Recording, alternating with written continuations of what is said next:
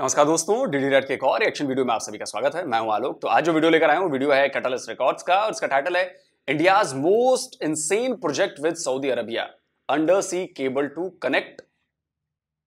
आगे क्या लिखा है पता नहीं, चलिए इस पर वीडियो देखते हैं। तो जाहिर सी बात है कि G20 में शामिल होने जो MBS थे वो आए, सऊदी के क्राउन प्रिंस और वहां के प्राइम मिनिस्टर। तो G20 में वो शामिल हुए, बहुत सारी बातें हुई, हमारी डील भी हुई है कि जो हमने कॉरिडोर बनाया है UAE सऊदीया होते हुए आगे तक जाने के लिए, वो जर्मनी के हैम्बर्ग तक जाएगा।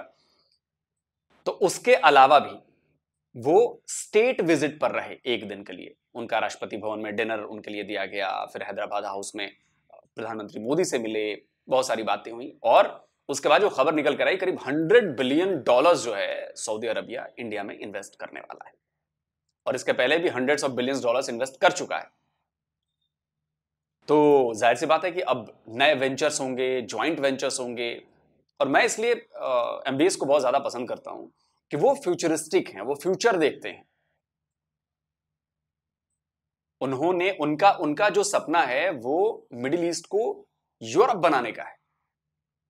और मुझे लगता है कि जिस तरह से वो काम कर रहे हैं, जिस तरह से उनका विजन है, जिस तरह से वो लोगों को एक साथ लेकर आ रहे हैं, तो बहुत जल्द आपको दिखेगा कि मिडिल ईस्ट जो है वो यूरोप में तब्दील हो गया है। और उसमें इंडिया एक बहुत बड़ी भूमिका निभाएगा। इसीलिए इंडिया और सऊदी अरबिया जो हैं वो एक साथ इतने करीब आए। तो चलिए देखते हैं कि पाकिस्तान के लोगों का इस पर रिएक्शन क्या है। मेरा आज आपसे क्वेश्चन ये है, G20 अभी रिसेंटली हुई है, आपने देखा पूरी दुनिया के जितने भी टॉप लीडर्स हैं वो इस टाइम भारत की सरजमीन पे उन्होंने लैंड किया और बड़ी कामयाब मतलब जो है वो G20 का मीटअप रहा।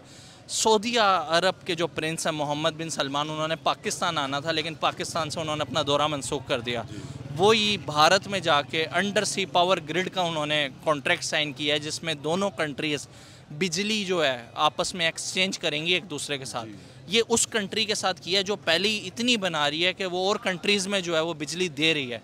सर, हम बात करते हैं हमारे बड़े भाइयों वाले ताल्लुकात, बड़े बरादराना ताल्लुकात हैं सऊदी अरब के साथ। सर, इस तरह का प्रोजेक्ट उन्होंने पाकिस्तान के साथ नहीं किया, भारत के साथ जाके कर लिया। क्या कहना चाहेंगे, क्या फीलिंग्स हैं आपकी? पहली बात तो ये है कि बरादराना ताल्लुकात थे, अभी नहीं है। वो आपकी खारजा पॉलिसी, आपकी ये जो गवर्नमेंट है, इनकी जो पॉलिसीज़ हैं उनको देखते हुए कोई भी मुल्क यहाँ पे इन्वेस्टमेंट करने को तैयार ही नहीं है। मेरी ज़िंदगी का मैंने 30 साल फ़ॉरेन में गुजारे हैं, बाहर कंट्री के अंदर। मैं कुवैत रहा हूँ, सऊदीया रहा हूँ। मैं उन वहाँ पे पाकिस्तानियों की जो रिस्पेक्ट है ना, या जो डिग्निटी है, वो इस वक्त ज़ीरो है, ज़ीरो से भी बदतर है। कौन मुल्क चाहेगा इन हालात में यहाँ पे आके इन्वेस्टमेंट करे, अपना पैसा बर्बाद करेगा? क्या हो रहा है गुज़श्ता 1.5-2 साल से, क्या हो रहा है पाकिस्तान में? आपके सामने ही है, सबके सामने। महंगाई कहाँ है, बिजली नहीं है, पानी नहीं है, फिर भी ये सो कॉल्ड लीडर्स बोलते हैं जी हमें एक मौका और। जो 3-3 4-4 बारियां लेके जिन्होंने कुछ नहीं किया, वो आगे क्या करेंगे? वो पंजाबी में एक मिसाल है ना, जेड़े हथे कोड़े और मक्के भी कोड़े। जिन्होंने पहले कुछ नहीं किया वो अब क्या करेंगे? और आवाम को हमने दिया क्या है इन्होंने 40 साल में? आज पाकिस्तान में क्या है? ना तालीम है, ना सेहत है, ना बिजली है, ना रोज़गार है। क्या है पाकिस्तान में? 7-7.5 लाख आपका जो क्रीम थी, पढ़े लिखे एजुकेटेड बच्चे, वो मुल्क से बाहर चले गए, किसी को परवाह ही नहीं है। फिर भी ये कहते हैं जी हमें एक मौका और दे दो, हम और महल्लात खड़े कर लें। मुझे ये बताएं, 30 दुख होता साल है भाई, दुख होता है। हमारी जनरेशन तो बर्बाद हो गई ना। जो हमारे बच्चे हैं उनका फ्यूचर क्या है?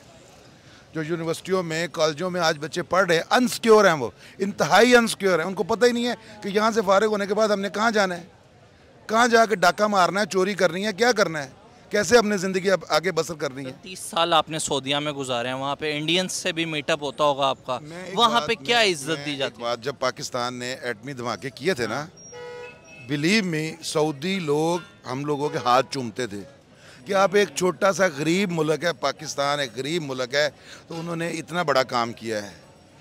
आज वहाँ पे वो क्या कहते थे उस वक़्त कि एक Pakistani is equal to 10 Indians, यानी कि एक पाकिस्तानी 10 इंडियंस के बराबर है काम उस टाइम पे। ये मैं 1990, 95, 96 की बात कर रहा हूँ। ये सऊदी वाले कहते थे? अच्छा, कभी कोई एक कहीं किसी न्यूज़पेपर में लिखा हुआ, कहीं किसी ने बात कही हो उस जमाने की, कहीं कोई एक रेफरेंस हो, कहीं कोई इसका जिक्र हुआ हो, वो प्लीज जरूर शेयर कीजिएगा। अब सुनो सुनाई बातों पर अब मैं भी कह देता हूं, हालांकि मेरे पास पासपोर्ट नहीं है, लेकिन मुझे एक सऊदीया का बंदा मिला था आज से करीब 20 साल पहले, और उसने कहा कि पाकिस्तानी बड़े लीचड़ होते हैं जनाब, वो इंडियंस के सामने क्या टिकेंगे, बड़े लीचड़ हैं, उनसे कुछ नहीं होता जाता, वो बस शॉर्टकट अपनाते हैं, कुछ नहीं है वो। 10 पाकिस्तानी आ जाएं तो भी एक इंडियन के बराबर नहीं होगा, पता है आपको, ऐसा बोला था सऊदीया के बंदे ने मुझसे। तो मेरी बात पर विश्वास करेंगे ना, हाँ या ना? अगर मेरी बात पर विश्वास करेंगे, अगर उसकी बात पर विश्वास कर रहे हैं तो मेरी बात पर विश्वास करना पड़ेगा। तो या तो उसकी बात पर विश्वास मत करिए, तो मेरी बात पर विश्वास नहीं करिए।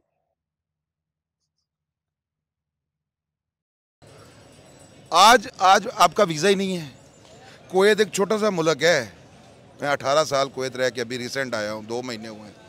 कुवैत एक छोटा सा मुल्क है, 2009 से उन्होंने पाकिस्तान के वीज़े बंद किए हुए हैं।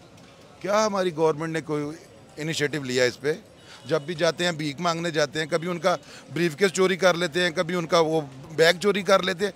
क्या पाकिस्तानियों की रिस्पेक्ट है? कोई यहाँ पे अत्ता कि आपके जो पाकिस्तानी है रेमिटेंस उन्होंने भेजने बंद कर दिए हैं। ये चोरी वाली बात से मुझे याद आया कि हाँ, कुवैत में ही शायद हुआ था कि कुवैती का पर्स जो है एक पाकिस्तानी डेलीगेशन में शामिल था बंदा, उसने चुरा लिया था और बड़ा हो हंगामा मचा, शायद कुवैत के, हाँ कुवैत की खबर थी। फिर सीसीटीवी निकाला गया, सीसीटीवी में वो पाकिस्तानी पकड़ा गया। सोचिए, ठीक ठाक बंदा था, वो डेलीगेशन के साथ गया था, मतलब पढ़ा लिखा बंदा था, वो पकड़ा गया पर्स उठाते हुए कुवैती का। तो कहां कुवैती वीजा ना बंद करें आपका। किसको परवाह है? मर रहे हैं हम लोग जो यहाँ पे रहते हैं, मर रहे हैं ये गरीब लोग जो रोज करते हैं, जो रोज दिहाड़ी जिन्होंने करनी है, रोज खाना है। भारत दुनिया का पहला ऐसा मुल्क बन गया जिसमें सबसे ज्यादा रेमिटेंस आ रही है। भाई जी, हमारा भारत से कोई कंपैरिजन नहीं है। हम बढ़ के बड़ी बड़ी मारते हैं, हम ये करें, हम वो करें, हमने कश्मीर आज़ाद कराना है, हमने हमारा हकीकत यह है कि हमारा भारत से कोई कंपैरिजन नहीं है। भारत हमसे बहुत आगे है। कितना आगे है? लिहाज से वो बहुत आगे है, कम से कम वो 50 साल आगे है हमसे। और बाहर जो आप रहे हैं वहाँ पे आपने क्या देखा है? वहाँ पे उन्हें इज्जत दी जा रही है? नहीं, इंडियन कुवैत की टोटल पॉपुलेशन 34 लाख है, ठीक है, जिसमें से 16 लाख इंडियन है और पाकिस्तानी सिर्फ 72,000 हैं। सिर्फ 72,000 पाकिस्तानी हैं वहाँ पे, जबकि 16 लाख इंडियंस हैं वहाँ पे। यहाँ से ही आप अंदाज़ा लगा लें कि पाकिस्तानी और इंडियन का क्या कंपैरिजन है। मुझे एक बात बताएं सर, जितनी भी इस्लामिक कंट्रीज़ हैं, तुर्की हो गया, उसने अभी रिसेंटली स्टेटमेंट दिया है कि अगर यूनाइटेड नेशन का भारत परमानेंट मेंबर बन जाता है तो हम पूरी बैक देंगे इंडिया को, उसके अंदर पूरा सपोर्ट देंगे। सर, हम हर कंट्री पे कहते हैं हमारे बड़े गहरे ताल्लुकात, लेकिन साबित वो कर रहे हैं, इस्लामिक कंट्री सारी इस टाइम इंडिया को प्रेस कर रही हैं। बात यह है कि हर मुल्क का एक अपना इंटरेस्ट होता है। ठीक है, इस वक्त इंडिया एक बहुत बड़ी मार्केट है। ठीक है, तजारत के लिहाज से इंडिया का पाकिस्तान से कोई वो नहीं है। अच्छा, तो एक बात बताइए, तो फिर टर्की के लिए भी मार्केट है, लेकिन टर्की का सामान इतना तो हमारे यहाँ बिकता उगता है नहीं।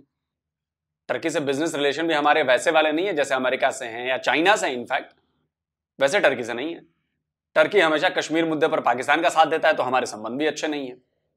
तो ऐसा क्या हुआ कि तैयब एर्दोगान को कहना पड़ा कि यूएनएससी का जो परमानेंट मेंबर बनाना है उसमें वो इंडिया को सपोर्ट करेंगे? ऐसा बयान क्यों आया? कभी सोचा है किसी पाकिस्तानी ने? किसी ने सोचा ही नहीं होगा, इसलिए उनको लगता होगा अरे यार क्या सोचना, दिमाग लगाना, हमारा दिमाग कहीं और लगा हुआ है। तैयब एर्दोगान के कान उमेठे हैं इंडिया ने, और तैयब एर्दोगान समझ गए हैं कि अगर इंडिया से पंगा लेते रहे ऐसे ही तो बड़ी मुश्किल आने वाली। क्यों? एफएटीएफ के ग्रे लिस्ट में गया है ना, वो किस ले गया? वो पाकिस्तान से दोस्ती निभाने के चक्कर में टर्की चला गया। पाकिस्तान निकल गया खुद, उसने टर्की को फंसा दिया टेरर फंडिंग में, हवाला के पैसे में।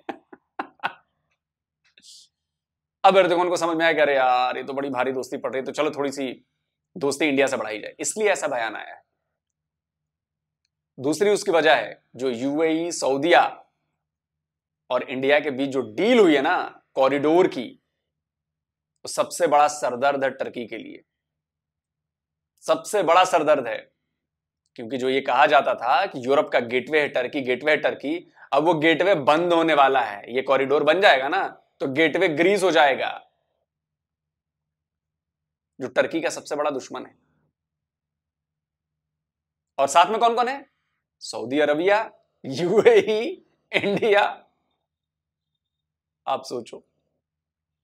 और छोड़ो, इस डील का, इस कॉरिडोर का स्वागत रशियन प्रेसिडेंट पुतिन ने किया। पुतिन ने कहा कि बहुत अच्छी बात है और बहुत अच्छा काम हुआ है। हालांकि रशिया उसमें शामिल नहीं है, लेकिन तब भी यह बहुत अच्छा काम हुआ है, क्योंकि रशिया जानता है कि इंडिया के थ्रू उसको फायदा होगा, क्योंकि हमने एक और कॉरिडोर रशिया के साथ मिलकर बना लिया है, international north south transit corridor. जाके पढ़िएगा उसके बारे में। और वो काम चालू हो गया, उससे मॉस्को से चली ट्रेन हमारे यहां पहुंच चुकी है, इधर से भी चीजें जा रही हैं, उधर से भी चीजें जा रही हैं, माल का आदान प्रदान शुरू हो चुका है, और उसमें भी पाकिस्तान नहीं है।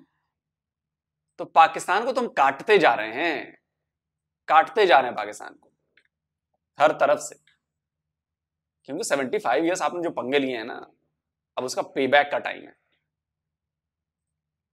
तो कहा दिया ना कि हमारा चावल पहले जाता था सऊदीया, कुवैत, इन्होंने ऐसी बेईमानियां की कि आज वो पाकिस्तानी चावल ख़त्म हो गया, अब इंडिया से मंगवा रहे हैं वो। अब देखिए यार, सीधी सी बात है, अफ़गानिस्तान 40 साल जहाँ पे जंग रही, वहाँ पे डॉलर रेट क्या है, वहाँ पे बिजली का रेट क्या है, वहाँ पे इकानमी इस वक्त कहाँ जा रही है। आप जो 40 साल से एक स्टेबल कंट्री के तौर पे चल रहे हैं, जहाँ पे कोई जंग नहीं हुई, कोई और कोई इस तरह का कोई, ये छोटे मोटे डिज़ास्टर हर मुल्क में आते हैं। अभी रिसेंटली मराकश में कल 2800 लोग वहाँ पे शहीद हो गए हैं। क्या वो मुल्क दोबारा खड़ा नहीं होगा? आपके मुल्क में 2005 में जो ज़लज़ला आया, जहाँ जाके देखे एबटाबाद में, आज भी वहाँ पे वो स्कूल, वो इमारतें गिरी थी, वो आज भी उसी तरह ही हैं। किसी हुकूमत को तो वीक नहीं हुई, दुनिया से एड लेते हैं, खाते हैं। सैलाब आया लास्ट ईयर आपके मुल्क में, कहाँ गया वो पैसा? दुनिया ने आपके, मैं अब क्या कहूँ, बहुत बड़ी बात है। सर, क्या आप लोड शेडिंग का शिकार हैं? नहीं, लोड शेडिंग, जब आपकी बिजली इतनी एक्सपेंसिव इन्होंने कर दी है, अब तो लोड शेडिंग का कंसेप्ट ही ख़त्म हो गया। जब आपके मुल्क में 50 से ऊपर यूनिट है और सुन रहे हैं कि जी ये नेक्स्ट मंथ से 90 तक चला जाएगा, लोड शेडिंग अब किस चीज़ की करेंगे? जब वो इतने ज़्यादा ओवर चार्जिंग, ओवर बिलिंग कर रहे हैं, मार दिया गरीबों को। जिसकी आमदनी 25,000 है, उसको अगर 30,000 बिल आ गया, वो कहाँ से जमा करवाएगा? जहां न्यू दिल्ली में 300 यूनिट फ्री हैं जी, 300 यूनिट पहले सारे भारतीयों को फ्री हैं, वहां पे सऊदी अरब जाके मुआहिदा क्या कर रहा है अंडर सी पावर ग्रिड का। नहीं, मैं आपको बताना चाहूंगा कि पूरे इंडिया में 300 यूनिट बिजली फ्री नहीं है। कुछ स्टेट्स है जहां पर यूनिट्स फ्री हैं, जैसे दिल्ली है, जैसे पंजाब है, जैसे राजस्थान है, और भी एक आध स्टेट्स हैं जहां पर कुछ यूनिट्स, कुछ 100 यूनिट्स फ्री हैं। पूरे इंडिया में फ्री नहीं है। जहां पे 90 रुपए यूनिट होने जा रहा है, वहां पे वो आना भी पसंद नहीं क्यों आएंगे? सीधी सी बात है, यहाँ पे क्या है, क्या आप दे रहे हैं किसी इनिशिएटिव? क्या आप किसी मुल्क के लिए, यहाँ पे कोई तजारत के लिए बड़े कोई वसीब और अच्छे मौके हैं, क्यों कोई आके इन्वेस्ट करेगा? अगर मुझे कोई कहे 10 रुपये की इन्वेस्ट करो, मैं पहले अपना इंटरेस्ट देखूंगा ना, कि मेरा इंटरेस्ट क्या कितना है, मुझे इन 10 रुपये पे रिवार्ड क्या मिलेगा। जब मुझे उस पर कुछ नहीं, और कोई पता ही नहीं है किस वक्त क्या हो जाए, किस वक्त कौन सी हुकूमत ख़त्म हो जाए, किस वक्त कौन आके कब्जा कर ले, कल का कोई भरोसा ही नहीं है। कौन मुल्क है जो क्या फ्यूचर क्या देख रहे हैं इसमें? डार्क है जी, डार्क डार्क। मैंने तो कहा है, हमारी नस्ल तो ख़राब ख़त्म हो गई। हम लोगों ने परदेश में धक्के खाए, आज हमारे, जब हम घर आए हैं तो हमारे बच्चे बाहर जा रहे हैं। ये क्या लाइफ है यार, क्या लाइफ है? हमारी नस्ल तो बर्बाद हो गई, आगे आपका, इन बच्चों का फ्यूचर क्या है? सही बात है, डार्क है, कुछ भी नहीं है। आज एक डॉक्टर, एक इंजीनियर, एक MBA करने वाला, एक हाई यानी डिग्री लेने वाला अनसिक्योर है बच्चा, उसको नौकरी नहीं है, उसके लिए जॉब ही नहीं है, क्या करेगा वो? कहाँ जाएगा? डाके मारेगा, चोरियाँ करेगा, पेट तो पालना है ना। जो माँ बाप इतना इन्वेस्ट करते हैं एक बच्चे पे कि वो उसको, आज के दौर में इतनी महंगी तालीम है, गवर्नमेंट कॉलेज या गवर्नमेंट पंजाब यूनिवर्सिटी में कितने बच्चों को दाखिला मिलता है? 90% बच्चे आपके जो हैं वो प्राइवेट यूनिवर्सिटियों में पढ़ रहे हैं। क्या फीस ले दे, 1.5 लाख 2 लाख रुपए एक सेमेस्टर का वो ले रहे हैं। जो माँ बाप इतना इन्वेस्ट करते हैं, जब 4 साल के बाद उनका बच्चा फारिग होता है, उसके लिए जॉब ही नहीं है, वो जॉबलेस है, तो टार्क नहीं और क्या है। भारत की तरक्की में नरेंद्र मोदी का कितना रोल देखते हैं आप? भारत की तरक्की में sir, I am sorry to say, मैंने जो वहाँ पे रह के इंडियंस को बड़े करीब से देखा है, हमसे ज़्यादा वो अपने मुल्क के साथ सिंसियर हैं, हमसे ज़्यादा वो अपने मुल्क के लिए अच्छा सोचते हैं। हम कुछ नहीं हैं, हम और ज़्यादा खड्डे में गिर गए हैं। अब जो करंट सिचुएशन चल रही है ना, हम तो और ज़्यादा बर्बाद हो गए हैं। और आपको क्या, मुझे तो नहीं लगता कि आने वाली अगर कोई भी हुकूमत आती है, कोई भी, मैं कहता हूँ जी, कोई बड़ा कोई फरिश्ता भी आके ना अगले 10 साल तक इस मुल्क को नहीं सुधार सकता, जो ये पिछले 1.5 साल में जो तबाही हो गई है। अगले आने वाले 10 साल में भी ये मुल्क दोबारा खड़ा नहीं होएगा। तो कौन, आप कैसे, मैं नहीं समझता कि कोई भी दुनिया का कोई मुल्क जो है, जिसके जो हुकूमत करने वाले या थिंक टैंक हैं, वो कुछ थोड़ा सा इधर रखते हैं भेजा, वो यहाँ पे कोई इन्वेस्टमेंट करेंगे। ये सब लॉलीपॉप है कि जी वो जा रहा है तो वो आ रहा है तो वो उसने इतने 25 अरब की वो कर देगा तो 25 अरब, ये सब लॉलीपॉप आवाम को पागल बनाया हुआ है इन लोगों ने। बहुत शुक्रिया सर आपका। तो दोस्तों वीडियो खत्म हो गया, और पता है ये जो इन्होंने बातें कही कि वो इंडियंस जो हैं अपने देश के लिए बड़ा मतलब काम करते हैं, सोचते हैं, इसलिए सोचते हैं क्योंकि भारत को हम अपनी माँ कहते हैं, अपनी जमीन को, अपनी मिट्टी को हम माँ कहते हैं, तो माँ के लिए हम बुरा नहीं सोचते, माँ के लिए ऑलवेज अच्छा ही सोचते हैं। तो हमारे सोचने का तरीका ये है, हमारे लिए हमारा जो देश है वो हमारी माँ है, तो उसके लिए हम बेहतरी करेंगे। ये तो पहली बात। दूसरी बात कि जो पावर ग्रिड है, जो अंडर वाटर है, बहुत सारी चीजें हैं। देखिए इंडिया इसकी प्लानिंग बहुत पहले से कर रहा है, और अब हमारे यहाँ बिजली की दिक्कत नहीं है। थोड़ी बहुत लोड शेडिंग आधे घंटे की, 15 मिनट की, 20 मिनट की होती है, सरप्लस बिजली हम बना रहे हैं। और अभी आपको याद होगा कि अभी कुछ दिनों पहले कुछ महीनों पहले बांग्लादेश के साथ भी हमने डील की थी। वहां पर हमने तेल पाइपलाइन से पहुंचाना शुरू कर दिया है। इंडिया से पाइपलाइन से तेल बांग्लादेश जा रहा है। दूसरा, हमने बांग्लादेश को बिजली भी सप्लाई करनी शुरू कर दी। हमारी डील हुई है, हमारा एग्रीमेंट हुआ है बांग्लादेश के साथ, और ऐसा ही काम हम और भी देशों के साथ करने वाले हैं। क्यों, इसके प्लानिंग दिखाता हूं मैं आपको। अभी 6 से 8 रिएक्टर्स जो हैं वो बन रहे हैं, न्यूक्लियर रिएक्टर्स, बिजली पैदा करने वाले रिएक्टर्स। अभी हाल ही में शायद जैतपुर वाला जो प्लांट है वो 700 मेगावाट का हमारा शुरू हो गया है, फिर से एक और जो प्लांट था वो शुरू हो गया है। आने वाले भविष्य में, अभी आपने देखा फ्रांस के प्रेसिडेंट जो थे मैक्रोन, वो आए हुए थे, मोदी जी के साथ हाथ से हाथ मिलाकर गए, अच्छी तस्वीरें आई। एक बड़ी डील होने वाली है हमारी न्यूक्लियर रिएक्टर्स को लेकर, और मुझे लग रहा है कि 6 से 7 नए रिएक्टर्स बनाए जाने हैं। फ्रांस की कंपनीज बनाएंगी, हमारे से मिलकर बनाएंगी, हमारे यहाँ बनेंगी, और उनसे बहुत ज्यादा इलेक्ट्रिसिटी पैदा होगी, पावर पैदा होगी, और वो पावर हम दुनिया भर को सप्लाई करेंगे।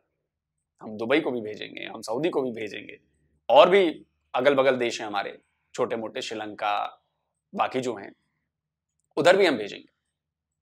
हाइड्रोजन, ग्रीन हाइड्रोजन हम एक्सपोर्ट करने वाले हैं। ग्रीन हाइड्रोजन हम फ्यूल है ना, ग्रीन हाइड्रोजन फ्यूल, अब उससे रिलेटेड व्हीकल्स बनने लगे, उनका इस्तेमाल होने लगेगा, वो हम एक्सपोर्ट करने वाले हैं।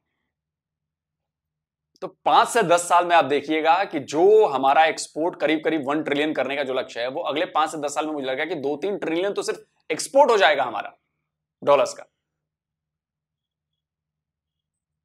तो ऑटोमेटिकली जो इंडियन इकोनॉमी है वो और ज्यादा बूस्ट हो जाएगी, और हम बहुत जल्द नंबर 3 पे पहुंच जाएंगे। तो ऐसा ही होने वाला है। बाकी आप कमेंट करके बताएं कि आपको कैसा लगा। जल्दी मिलता हूं एक और नए वीडियो के साथ। नमस्कार, जय हिंद।